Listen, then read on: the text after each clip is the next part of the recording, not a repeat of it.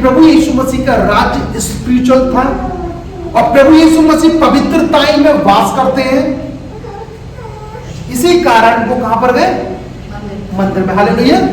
सुनो एक बात मैं दोबारा बोलना चाहता हूं। प्रभु यीशु मंदिर में गए, प्रभु लोगों को बताते कि प्रभु यीशु ही है जो रोमन साम्राज्य से क्या कहता छुटकारा देगा, है ना। लोगों को बताते कि आने वाले समय में प्रभु यीशु मसीह की इसके बारे में भविष्यवाणी की गई थी। इसलिए लोगों ने क्या करा, आगे डंडी फैला दी, जितने भी थे क्या कहते मलमल के कपड़े थे वो बैठा दिया और प्रभु यीशु मसीह को गधे पे बारी बारी गधे पे बैठा दिया। 2 गधे लेके आए थे और बारी बारी करके वो गधे पे बैठा है। वो प्रतीक बताता है राजा का, लेकिन राजा का एक कार्य होता है। राजा क्या कार्य होता है कि महल में जाकर सिंहासन में बैठ जाए, लेकिन प्रभु यीशु मसीह सिंहासन की जगह बैठने के वो मंदिर में गए। मंदिर में क्यों गए? क्योंकि मंदिर में देखा प्रभु यीशु मसीह ने कि कुछ ना कुछ गड़बड़ी चल रही है, कि प्रभु यीशु मसीह का जो राज्य है वो स्पिरिचुअल राज्य है। तो यीशु मसीह पवित्रता में वास करते हैं। हालेलुया। यदि आपकी लाइफ पवित्रता में नहीं है तो प्रभु यीशु मसीह की ग्रेस भूल जाओगे आपके पास में। आप समझ रहे हो? मंदिर में क्यों जाना है? कि परमेश्वर की योजना थी कि परमेश्वर यीशु मसीह जाएगा तो सारी विधियों को चेंज करेगा, सारी प्रोफेसी को पूरा करेगा और वो काम करेगा जो मानव जाति के लिए रास्ता खोल देगा। वो कि यहूदी लोग उस मंदिर में जा सकते थे और कोई भी अविश्वासी लोग उस मंदिर में जा नहीं सकते थे। लेकिन इसलिए प्रभु का वचन बताता है कि वही राज्य जो यीशु मसीह में जो क्या कहता है, वही राज्य, कौन सा राज्य? जो स्पिरिचुअल राज्य है वो वास किसमें करता है? पवित्रता में राज्य करता है। यदि एक विश्वासी के पास पवित्रता ही नहीं है, सोचो उसकी लाइफ कितनी प्रार्थना कर ले फर्क नहीं पड़ता। जब पवित्रता ही नहीं उसकी लाइफ में तो कुछ नहीं है। हालेलुया। वहां कहते हैं प्रभु यीशु मसीह आगे बात बताते हैं, अब कहते हैं कि मंदिर को गलत इस्तेमाल किया जा रहा था। जब प्रभु यीशु मसीह ने देखा और वहां पर गए यरूशलेम में जाने के बाद यीशु मसीह ने देखा कि मंदिर को गलत तरीके से इस्तेमाल किया जा रहा है। आज भी तो बहुत सारे लोग होते हैं कि परमेश्वर के भवन को या तो कहते हैं कि हमने आज तक यही सुनी है, मैं सच बता रहा हूं, मैंने आज तक सिर्फ एक चीज सुनी है कि क्या कहते हैं जितना बड़ा हॉल होगा उसे यूटिलाइज करो, उसमें क्या कहते हैं ट्यूशन पढ़ाओ, उसमें कहता है स्कूल खोलो, उसे मतलब क्या कहता है उसे मतलब पैसे का अर्निंग का जरिया बनाओ। लेकिन जब मैं प्रचार करने के लिए बैठा, मैंने कि प्रभु मुझे बता कि मैं प्रार्थना के लिए बैठा, मैंने बोला कि प्रभु मुझे बता कि मैं कौन सा प्रचार करूं, क्योंकि मैं प्रचार तो मैं बहुत पहले बना लेता हूं, बहुत सारी चीजें जो मैं कर लेता हूं, लेकिन मैं बोला प्रभु मुझे प्रचार बता कि मैं फर्स्ट संडे कौन सा प्रचार करना चाहिए। आप बिलीव करना, जब इस प्रचार को पढ़ना स्टार्ट किया, इस क्या कहते हैं मत्ती को पढ़ना स्टार्ट किया, जो 21 और 22 से मेरी आंख खुल गई। लोगों ने परमेश्वर के भवन को व्यापार का भवन बना दिया है। एक चीज सुनना इस बात को, गलत समय और गलत जगह पर सही काम पाप बन जाता है। सुनना इस बात को, बताऊंगा मैं भी, है ना। गलत समय और गलत जगह पर सही काम पाप बन जाता है। जो चीज किसी दूसरी जगह ठीक थी, ना कि सिर्फ सही थी, सुनना, जो चीज दूसरी जगह ठीक थी, ना कि ठीक नहीं और सही भी थी, बल्कि किसी और दिन तारीफ के काबिल भी थी, वही पवित्र स्थान को गंदा करती है। यहूदी लोग क्या कर रहे हैं कि मंदिर में उन्होंने सर्पों को इकट्ठा कर लिया, याजकों को इकट्ठा कर लिया। याजकों ने क्या करा? सर्पों को इकट्ठा कर लिया, यानी व्यापार बना दिया। उसको क्या कहते हैं वहां पर, क्या कहते हैं बलियों के लिए लोग बैठा दिए, भैंसा जितने भी जो बलियां होती थी, जो भी बलियां होती थी वहां रख दिए, क्योंकि लोग बलियां लाने की बजाय वहां से घर से पैसा लाए और मंदिर के पास से बलियां को यहोवा के लिए चढ़ाए, और वो बलियां का जो भी पैसा आएगा वो क्या कहते हैं चर्च की मरम्मत के लिए होगा, यानी प्रभु के घर की मरम्मत के लिए होगा। तो एक चीज बताओ, क्या ये ठीक नहीं था? क्या नहीं समझे? यहूदी को याजक क्या कर रहे हैं, यहूदी जितने भी लोग थे वो क्या कर रहे हैं, उन्होंने मंदिर में सारी बलियों का प्रबंध करा दिया पहले से ही, कि यानी लोग घर से बलि न लेके आए, वहां से सिर्फ पैसा लेके आए, बलि यहां से ले ले और क्या कहते हैं चढ़ा दे, और वो जो पैसा आएगा वो चर्च की मरम्मत करने के लिए, वो कहेंगे सिनेगोग की मरम्मत करने के लिए, मंदिर की मरम्मत करने के लिए ये पास हो सके पैसा। क्या ये सही था या गलत था?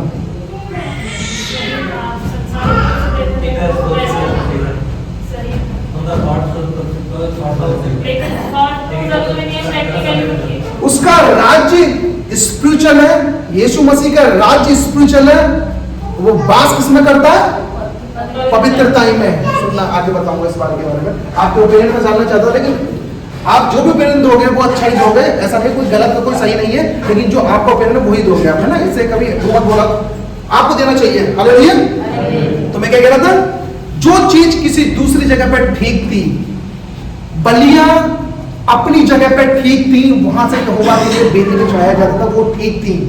लेकिन लोगों ने क्या करा? मंदिर में उस व्यापार का जगह बना दी, और जहां पर ईश्वर नाराज होते थे। आज कितने लोग मैं स्टडी कर रहा था, कितने लोगों ने उस चर्च को, परमेश्वर के भवन को अपने क्या कहते हैं इनकम का सोर्स बनाया है, और उनकी कलीसिया को देखो कहां पर है। हालेलुया।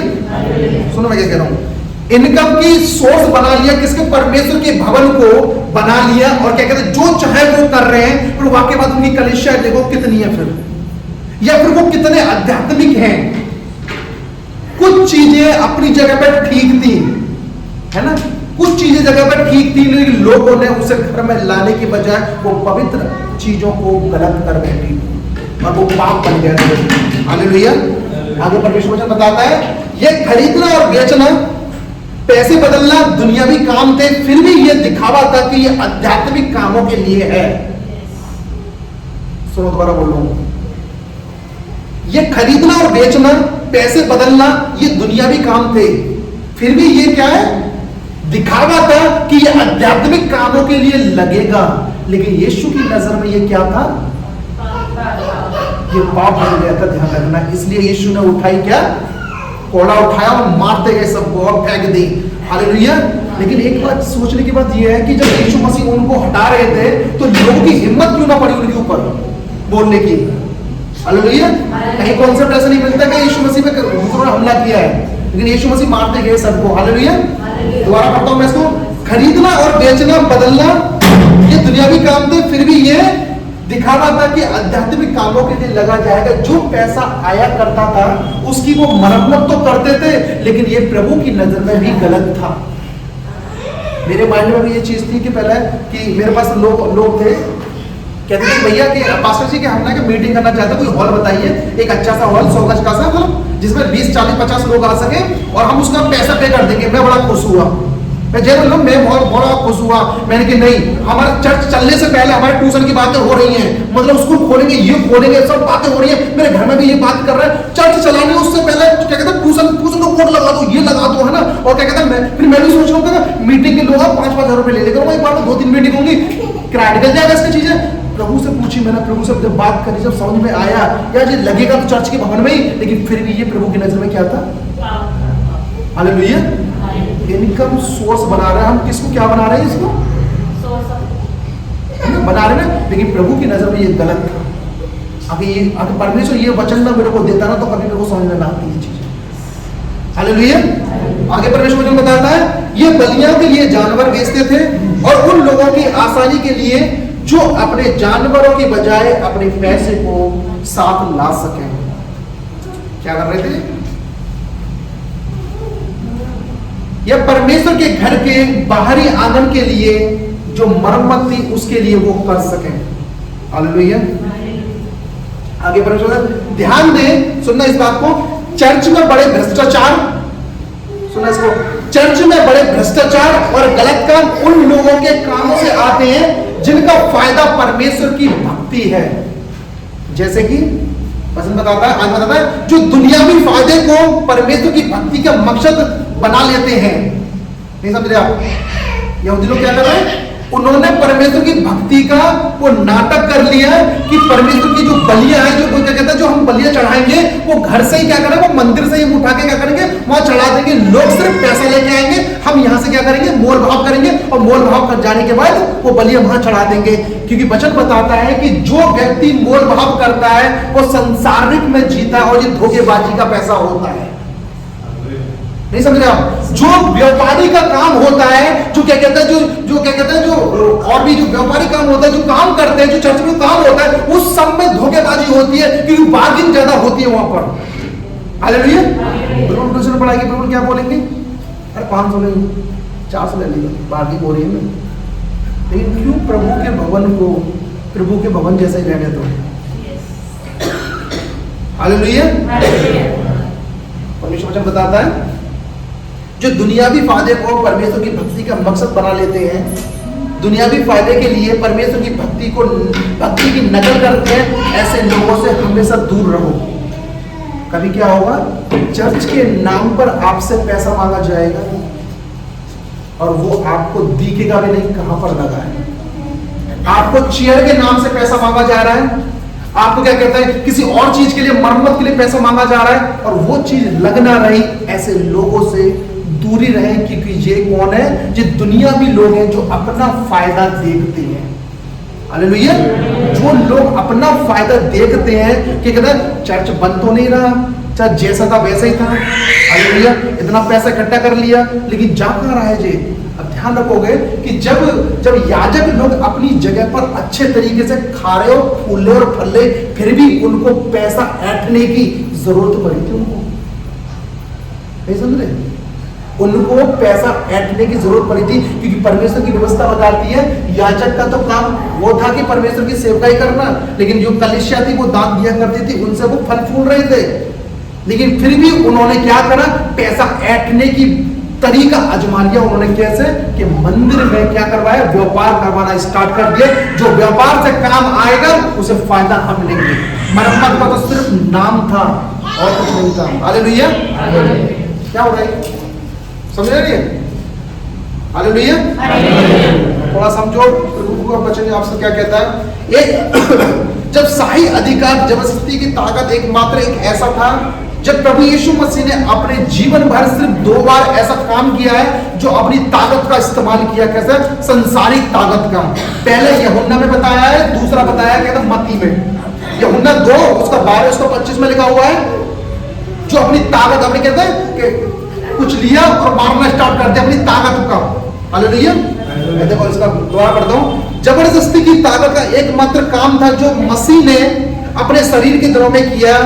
उन्होंने इससे शुरू किया था जॉन यूहन्ना 2 उसका 12 से 25 तक। ये पहला था जो कि प्रभु यीशु मसीह ने अपना क्या करा, अपनी ताकत लगाई, संसारिक ताकत लगाई थी। हालेलुया। आवाज नहीं आई मुझे। हालेलुया। ये आवाज आनी चाहिए। एक परंपरा बताती है, सुनना इस बात को, एक परंपरा बताती है कि जब यीशु मसीह उनको निकाल रहे थे, कोड़े मार रहे थे, सुनना इस बात को बड़ी गौर से। मैंने बोला था ना कि किसी व्यक्ति के पैसा फेंक दिए जाए और उसकी हिम्मत ना हो यीशु मसीह से बोलने की, क्योंकि वो तो यीशु मसीह को नॉर्मल इंसान समझ रहे थे। समझा इस बात को। एक व्यक्ति ने, यानी प्रभु यीशु मसीह ने क्या करा कि वो पैसे सारे फेंक दिए और कबूतरों को उड़ा दिए, उनकी संपत्ति को बाहर फेंक दिए। एक परंपरा बताती है जब प्रभु यीशु मसीह ऐसा काम कर रहे थे तो प्रभु यीशु मसीह की आंखों से वो रोशनी निकल रही थी और उसको देख के वो चकित हो रहे थे और ना उनकी हिम्मत हो पा रही थी कि यीशु मसीह से हम कुछ बोले। हालेलुया। यहां बताया गया है कि उसके चेहरा चमक उठा और उसकी आंखें प्रकाश के समान, प्रकाश की सी किरणें निकली और इनकी बाजारियों को चकित कर दिया और उन्हें उसकी आज्ञा मानने में मजबूर कर दिया। जितने भी वहां बैठे थे उनको मजबूर कर दिया कि प्रभु यीशु मसीह की आज्ञा को माने हो, क्योंकि यीशु की आंखों से वो रोशनी निकल रही थी, इसलिए वो डर रहे थे और वो चकित इतना कर दिया था, वो घबरा गए थे ये कौन है। इसलिए प्रभु यीशु मसीह में दोबारा उन्होंने उंगली न उठाई थी। हालेलुया। यीशु का राज किस पर वास करता है? सोचो, एक विश्वासी के पास में पवित्रता ही ना हो तो वचन को कैसे समझेगा? आप समझ रहे हो? बिलीव करो, जब प्रभु यीशु मसीह को आत्मिकता अच्छी लगती है, जब वो राज्य करते हैं किसमें? पवित्रताई में, तो आपका भी एक रोल है कि आप भी परमेश्वर के साथ में उस वचन को स्वीकार करो। भले ही थोड़ी प्रार्थना करो लेकिन पवित्रता से जियोगे। आप बिलीव करो, वो काम करोगे तुम जो आपने आज तक ना करे। हालेलुया। ये काम इतना आसान नहीं था प्रभु यीशु मसीह का कि गए मंदिर में सबको उड़ा दिया, सबके पैसे बखेर दिए। इतना आसान नहीं था ये काम। याजक लोग हाथ धो के पीछे पड़ जाते हैं, लेकिन यीशु मसीह को देखा, उसकी आंखों से रोशनी निकल रही है, देखा उसने कि ये एक सामर्थ्य होता जा रहा है, तब वो काम पूरा किया। कैसे काम किया? पवित्रता में रह के काम किया और वो होली स्पिरिट पाने के बाद वो काम किया।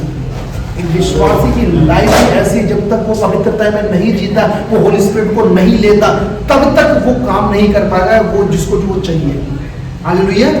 आगे परमेश्वर वचन बताता है यदि ऐसा हुआ है तो बताता है कि नीति वचन उसका 20 उसका 8 में जो भविष्यवाणी थी वो पूरी हो गई। हालेलुया। सुनने मेरी आवाज आ रही है? थोड़े लोग, लेकिन आज अच्छा लग रहा है, काफी लोग हैं। आने वाले समय में बढ़ जाएगा। हालेलुया। यदि प्रभु की आंख से ये रोशनी निकली तो ये प्रोफेसी हुई थी, नीति वचन उसका 20 उसका 8 में लिखा हुआ है कि एक राजा ने जो न्याय के सिंहासन में बैठा है वह अपनी आंखों से बुराई को दूर भगाता है, और उसने पैसे बदलने वालों की मेज उलट दी, और उसने पैसे अपने पास पैसे नहीं रखे और उसने बिखेर दिए और जमीन पर फेंक दिए। ये भविष्यवाणी जो नीति वचन उसका 20 उसका 8 में लिखी हुई थी, ये पूरा की जो रोशनी आंख से निकल गई थी। हालेलुया। आप मुझे बताइए,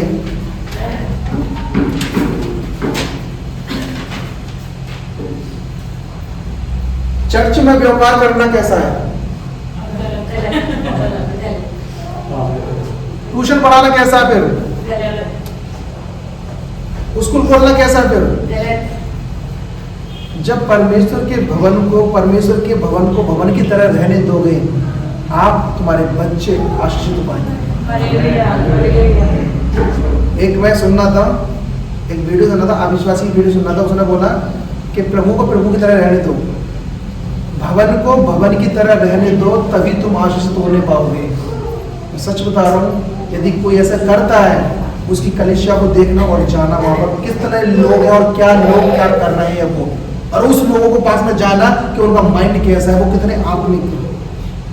हालेलुया। मेरे को बहुत मजा आ रहा था जब लोगों ने बोला था, राइस भैया अगर पास्टर जी मेरे को ना मीटिंग करानी है, कोई हॉल बताओ, तो मैंने बोला भाई पास्टर जी के हॉल के बजाय मैं अपने हॉल में करा लूंगा। मैंने बोला पहले मैंने पास्टर जी का हॉल मैंने वो दिया था मैंने कि वो अच्छा बन गया है, क्योंकि मैंने जब पढ़ा नहीं था, कि बहुत सारी चीजें होती है जब तो पढ़ते नहीं आते नहीं है, तब मैंने बोला मैंने कि यार कि जब मेरे से लोग कह रहे हैं कि मीटिंग कराने के लिए वो पैसे नहीं देंगे तो इससे बढ़िया क्या चीज है। अब मैं उनसे बार्गिंग करूंगा, मैं बोलूँगा 7,000 रुपये बोलेंगे, 5 रुपये बार्गिंग हो रही है ना, आया ना, बार्गिंग हो रही है ना, पैसा लोगों भले में इसमें लगाऊंगा, लेकिन प्रभु यीशु इससे भी खुश नहीं हो सकते। आगे बता, ध्यान दें, चर्च के सुधार पर नजर हमेशा वचन पर होनी चाहिए। यदि आप चर्च का सुधार करना चाहते हैं, यदि अपनी लाइफ का सुधार करना चाहते हैं, तो आपका जो वचन जो कहता है, आपकी नजर, आपका कॉन्शियस, आपका क्या कहता है फोकस तुम्हारा वचन पर होना चाहिए। वचन आपसे क्या कह रहा है। हालेलुया। क्योंकि आप नहीं जानते कि वचन दो धारी तलवार है, वो कहां से क्या बोलेगा, किस कॉन्टेक्स्ट में क्या बोलेगा, लेकिन आज जो मुझे वचन दिया वो इसलिए दिया है कि परमेश्वर के भवन को उसका भवन रहने दो, उसे व्यापार का भवन मत बनाओ। आप समझो, परमेश्वर वचन क्या कहता है कि यदि तुम सुधार करना चाहते हैं कुछ, तो परमेश्वर के वचनों पर ध्यान लगाओ। तुम सुधार करना चाहते हो तो प्रभु की संगति में ध्यान लगाओ। तुम कुछ सुधार करना चाहते हो तो फास्टिंग में ध्यान लगाओ। तुम उस ऐसी बातों में ध्यान मत लगाओ जो आपको क्या कहते हैं ऊपर से तुम्हें अच्छी लगेंगी, लेकिन नीचे से शैतान तुम्हारी आत्मिकता को खींचेगा। हालेलुया। आगे परमेश्वर बताता है इसके नियम के रूप में, इससे नियम ऐसा होना चाहिए जब तुम परमेश्वर के भवन में आप सुन रहे हैं मेरी बातों को? हालेलुया। मुझे लग रहा है डिस्टर्ब हो रही है। आपको समझ में आ रहा कुछ? आपको समझ में आना चाहिए बस खाली जो परमेश्वर का वचन है। आपकी नजर परमेश्वर के वचन पर होना चाहिए। यदि आप किसी को भी सुधारना चाहते हैं, अपनी लाइफ को सुधारना चाहते हैं, तो वचन पर नजर होनी चाहिए आपकी। आप अपने काम को सुधारना चाहते हैं तो वचन पर नजर होनी चाहिए आपकी। आप चर्च को सुधारना चाहते हैं तो वचन पर नजर होनी चाहिए। और कैसी नजर होनी चाहिए? एक पहाड़ अपनी जगह से हिलता नहीं है, वैसे ही आपका विश्वास और आपके जो वचन प्रभु ने दिया वो हिलने नहीं चाहिए किसी की वजह से। हालेलुया। मैं सच बता रहा हूँ, आने से पहले इसमें सर्विस करने से पहले मेरे माइंड में बिजनेस का बहुत बड़ा आइडिया आ रहे थे, बहुत बड़े आ रहे थे, ये करेंगे वो करेंगे ये करेंगे, लेकिन बाद में पता चला प्रभु के भवन को प्रभु का भवन रहने दो। हालेलुया। आगे परमेश्वर ने बताता है हमें उससे कभी आगे नहीं होना चाहिए। जो परमेश्वर का वचन आपको दिया गया है, जो परमेश्वर का वचन आपसे बातें करता है, उससे कभी भी आगे बढ़ के काम मत करो। आगे बताता है जिससे हम खुद को सही ठहरा सके। लिखा है कि सुधार तभी ठीक है जब खराब नियम अपनी पुरानी व्यवस्था में सुपड़ जाते हैं। सुधार जब ही ठीक है जब पुरानी चीजें निकल जाती हैं। अगर पुरानी चीज उसमें रहेंगी तो कभी सुधार रह नहीं सकता। हालेलुया। तो परमेश्वर वचन क्या कह रहा है, आगे कहता है कि उन्होंने मंदिर का दुरुपयोग किया, यानी इस मतलब मैंने कुछ और लिखा था, इसमें लिखा था ह्यूमन बॉडी को परमेश्वर का मंदिर बोला गया है। कुछ लोगों ने अपने शरीर का दुरुपयोग किया। एक तो मंदिर को कर गया है, यहूदी वहां पर कर रहे थे, ठीक है। अब मैं प्रेजेंट कॉन्टेक्स्ट में आ रहा हूं। कुछ लोग ऐसे हैं जो अपने शरीर को दुरुपयोग करते हैं, उनको पता भी नहीं रहती, और शैतान उनके जीवन से सारी खुशियां लेके चला जाता है। यहूदी कौम के उस मंदिर को बनाने के लिए इतना टाइम लगा था, लेकिन उसे अपवित्र करने के लिए कुछ टाइम उनको पता भी नहीं चला था। शैतान ने सिर्फ बिजनेस दिया था उसके माइंड में, चर्च में कर ले, कि कहते हैं मंदिर में कर ले और तेरी सारी चीजें मिल जाएंगी। उनको संसारिक रोटी मिलने करती थी, लेकिन फिर भी वो ऐंठने की बजाय बढ़ाया ऐंठना, कि वो लोगों से पैसा ऐंठना और बनाने की जरूरत क्यों पड़ी, क्योंकि वो चाहते थे कि मंदिर की डेकोरेशन हो अच्छे से हो, लेकिन वो कम हुआ करती थी, वो अपने पास रखते, इसलिए पाप बना। हालेलुया। इसलिए पाप बना। आगे कहता है कि कुछ लोग अपने शरीर का दुरुपयोग करते हैं, इसलिए वो आगे बढ़ नहीं पाते। इसके इरादे को बिगाड़ दिया था, यानी पवित्रता और सम्मान मर्यादा चर्च की बिगाड़ दिया गया था जब उन्होंने उसमें क्या कहते हैं व्यापार करना स्टार्ट कर दिया था। हालेलुया। आपको समझ में आया सब कुछ? समझ आ रहा? यहूदी लोगों ने क्या करा, चर्च अपने मंदिर की मर्यादा सम्मान का कुछ क्या कहते हैं उसको रखा नहीं, क्या कहते हैं बना के नहीं रख पाए वो चीज, और इसलिए परमेश्वर नाराज हुआ। यीशु मसीह जाने के बाद रोमन साम्राज्य ने पता है क्या करा, पूरा यरूशलेम तबाह कर दिया। यरूशलेम में इतनी जमीन नहीं थी जितनी बॉडी पड़ी थी यहूदी लोगों की। हालेलुया। आप अपमान करोगे परमेश्वर के मंदिर का, आप अपमान करोगे परमेश्वर का, तो कभी छोड़ेगा नहीं, पक्षपात नहीं करेगा कि कोई अच्छा तुम्हें पास्टर बचा लेगा। नहीं, धोखा मत खाओ कि तुम्हारा विश्वास तुम्हें बचा लेगा, तुम जैसा चाहो वैसे जियो। नहीं समझ रहे आप धोखा मत खाओ। हालेलुया। आप धोखा मत खाओ कि आपका विश्वास, आपकी क्वालिफिकेशंस, आपका पैसा आपको बचा लेगा, आप जैसे चाहो वैसे जी रहे हो, पाप में रह के जी रहे हो। नहीं, ऐसा नहीं है। प्रभु आपको जब ही आशीष देता है जब आप पवित्रता में चलते हो, खड़े होकर चलते हो। थोड़ा सा और मैं इसको करता हूं मैं। बाजार अक्सर चोरों का अड्डा होते हैं। खरीदने और बेचने में बहुत सारे भ्रष्ट और धोखेबाजी तरीके होते हैं। मंदिर के बाजार निश्चित रूप से ऐसे ही होते हैं, वे परमेश्वर का सम्मान लूटते हैं, और ऐसे लोग बुरे चोर होते हैं। क्या बात बोले, कितनी भयंकर बात बोले, सुनो इसको। दोबारा बात बोलता हूं मैं कि बाजार अक्सर चोरों के अड्डे होते हैं। खरीदने बेचने में बहुत सारे भ्रष्ट और धोखेबाज तरीके होते हैं। मंदिर के बाजार निश्चित रूप से ऐसे ही होते हैं, वे परमेश्वर का सम्मान लूटते हैं, और ऐसे बुरे लोग होते हैं, इनसे हमेशा दूर रहना चाहिए। आप बताओ मुझे दोबारा एक क्वेश्चन, चर्च में क्या करना चाहिए? हालेलुया। चर्च में क्या करना चाहिए?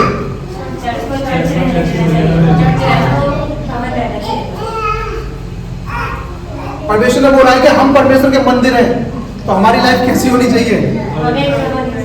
बोलने से नहीं, ये करने से ही होगा। हालेलुया।